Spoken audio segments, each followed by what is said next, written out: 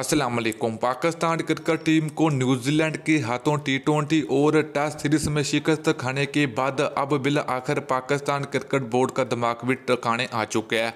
तो अब Pakistan cricket team, जितना आप लोगों को मालूम है कि पाकिस्तान टीम साउथ अफ्रीका की मेज़बानी करने के लिए तैयार हो चुका है, जिसमें साउथ अफ्रीका की क्रिकेट टीम इसी माह पाकिस्तान का टूर करेगी। तो पाकिस्तान और साउथ अफ्रीका के दरमियान 3 टी20 मैच और 2 टेस्ट मैच की सीरीज पाकिस्तान में खेले जाएगी, जिसका आगाज 26 जनवरी 2021 को टेस्ट सीरीज से आगाज होगा। तो दोस्तों, साउथ अफ्रीका के खिलाफ पाकिस्तान क्रिकेट बोर्ड ने बड़े बड़े खिलाड़ियों की वापसी का भी इशारा दे दिया। तो कौन से खिलाड़ी पाकिस्तान टीम का ऐसा होंगे साउथ अफ्रीका के खिलाफ टी20 और टेस्ट सीरीज के लिए, और कौन से खिलाड़ी पाकिस्तान टीम का ऐसा होंगे टी20 और टेस्ट सीरीज में मुकम्मल आप लोगों को पाकिस्तान क्रिकेट टीम का स्कोर भी आप लोगों को इस वीडियो में बताएंगे। तो दोस्तों, आप लोग नीचे कमेंट करके जरूर बताने कि पाकिस्तान और साउथ अफ्रीका के दरमियान होने वाली टी20 और टेस्ट सीरीज कौन सी टीम सीरीज जीतेगी, पाकिस्तान टीम जीतेगी या फिर साउथ अफ्रीका क्रिकेट टीम जीतेगी। तो आप लोग नीचे कमेंट सेक्शन में कमेंट करके जरूर बताना है। तो चलिए दोस्तों, आपको बताते चले कि पाकिस्तान क्रिकेट टीम और साउथ अफ्रीका क्रिकेट टीमों के दरमियान 3 टी20 मैच और 2 टेस्ट मैच खेले जाएंगे पाकिस्तान में। तो दोस्तों, हम सबसे पहले बात करते हैं वकार यूनुस की और पाकिस्तान टीम के जो कि बैटिंग कोच और हेड कोच भी रह चुके हैं मिसबाह अल हक के बारे में। तो दोस्तों, जब से ये दोनों खिलाड़ी पाकिस्तान टीम के साथ हैं, तो ये दोनों तब थे जब श्रीलंका क्रिकेट टीम का टूर पाकिस्तान था।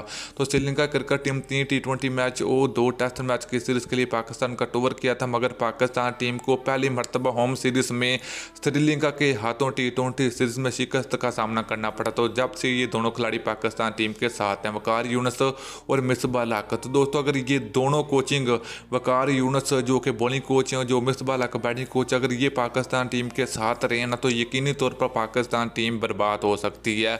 इस तरह का हाल होगा जिस तरह अफगानिस्तान और बांग्लादेशी क्रिकेट टीमों का हुआ है, क्योंकि जिस तरह उनकी बैटिंग है ना, तो यकीन करें अगर पाकिस्तान क्रिकेट टीम के ये दोनों साथ रहें तो पाकिस्तान टीम किसी भी टीम से सीरीज नहीं जीत सकता, ना ही पाकिस्तान टीम कोई मैच जीत सकता, क्योंकि अभी इसी साल में आखिर में टी20 वर्ल्ड कप भी खेला जाएगा और टी20 एशिया कप भी खेला जाएगा।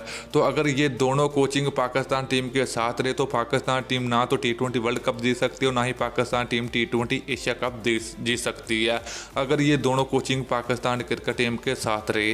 तो दोस्तों, उसके बाद श्रीलंका के बाद पाकिस्तान क्रिकेट टीम ने इंग्लैंड का टूर किया, जिसमें पाकिस्तान टीम को वहां पर भी बहुत बुरी शिकस्त का सामना करना पड़ा। तो पाकिस्तान टीम की परफॉर्मेंस वहां पर भी जीरो नफी रही। उसके बाद पाकिस्तान क्रिकेट टीम ने साउथ अफ्रीका का टूर किया, वहां पर भी पाकिस्तान क्रिकेट टीम की परफॉर्मेंस कोई अच्छी नहीं रही, क्योंकि वहां पर भी पाकिस्तान टीम को टी20 सीरीज में शिकस्त का सामना करना पड़ा।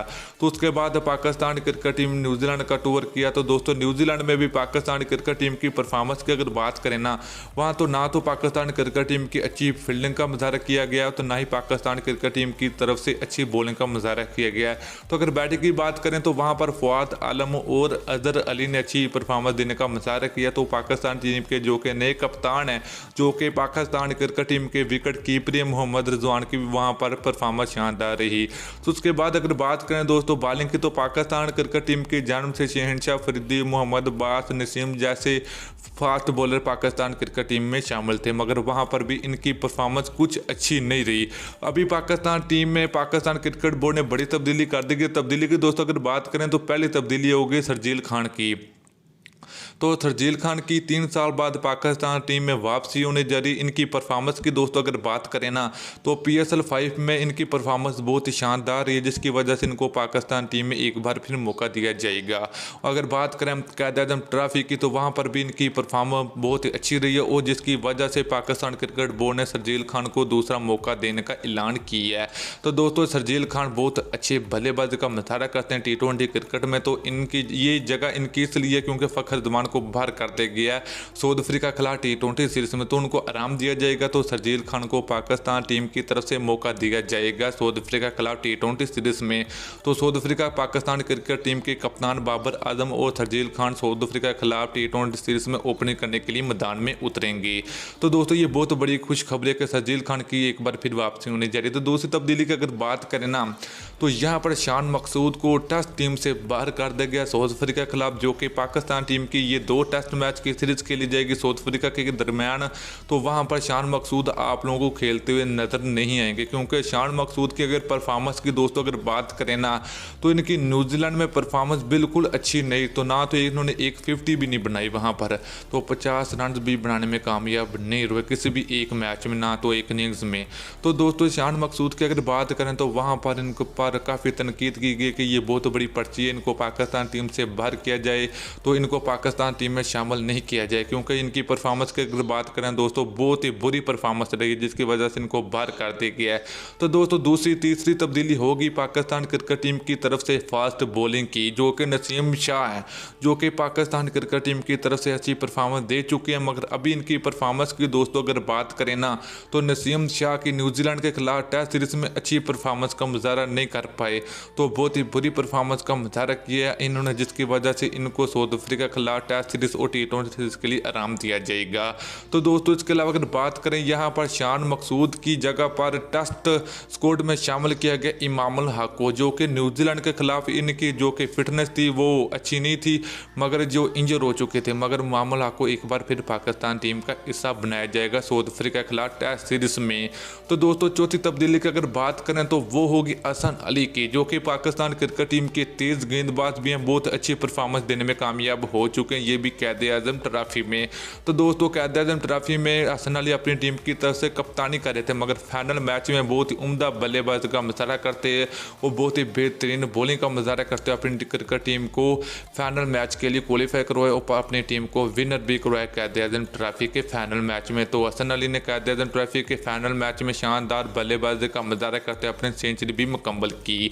तो दोस्तों ये थी बहुत बड़ी तब्दीलियां। तो दोस्तों अगर स्कोर की यहाँ पर अगर बात करें तो पहले हम T20 की प्लेइंग 11 आप लोगों को बता देते इस वीडियो में। तो पाकिस्तान टीम की तरफ से ओपनिंग करने के लिए मैदान में उतरेंगे शर्जील खान और बाबर आजम, और मिडल ऑर्डर बल्लेबाजी करेंगे हैदर अली और प्रोफेसर मोहम्मद हफीज। तो दोस्तों 5 और 6वें नंबर की अगर बात करें तो वहाँ पर जगह बनती है इफ्तिकार अहमद की, या फिर खुदिल शाह को मौका दिया जा सकता है। तो 6वें नंबर की अगर बात करें तो वहाँ पर मौका दिया जाएगा हमाद वसीम को, जो कि पाकिस्तान क्रिकेट टीम के ऑलराउंडर भी हैं। तो दोस्तों 7 नंबर की अगर बात करें तो उस्मान कादर, जो कि पाकिस्तान क्रिकेट टीम में पहले भी खेल चुके हैं, तो उनकी भी परफॉर्मेंस बहुत अच्छी रही, जिसकी वजह से उनको T20 सीरीज में शामिल किया जाएगा प्लेइंग 11 में। तो उस्मान कादर जो कि लेग स्पिनर है, तो वो 7 नंबर पर आएंगे। तो दोस्तों यहाँ पर अगर विकेट कीपर की अगर बात करें ना, तो मोहम्मद रिजवान की जिस तरह की परफॉर्मेंस जारी है, तो मुझे लगता है कि सरफराज अहमद की बहुत जल्द पाकिस्तान टीम में छुट्टी होने वाली, क्योंकि मोहम्मद रिजवान की परफॉर्मेंस बहुत ही आला किस्म की रही है, जिसकी वजह से इनकी पाकिस्तान टीम में जगह बनती है। तो नंबर 8 पर मोहम्मद रिजवान को शामिल किया जाएगा। तो दोस्तों फास्ट बॉलर की अगर बात करें तो 3 फास्ट बॉलर को खिलाया जाएगा। तो पहले नंबर पर नाम आता है हसन अली का, जिनकी काफ़ी अर्से के बाद पाकिस्तान टीम में वापसी हुई है। तो उसके अलावा 10वें नंबर की बात करें तो दूसरे फास्ट बॉलर होंगे शहनशाह फरीदी, और तीसरे फास्ट बॉलिंग की दोस्तों बात करें तो वो वहाब रियाज होंगे। तो दोस्तों ये थी पाकिस्तान टीम की कुछ तब्दीलियां। तो वीडियो अच्छी लगी है तो वीडियो को लाइक और शेयर जरूर कर दीजिए। फिर मिलते हैं किसी और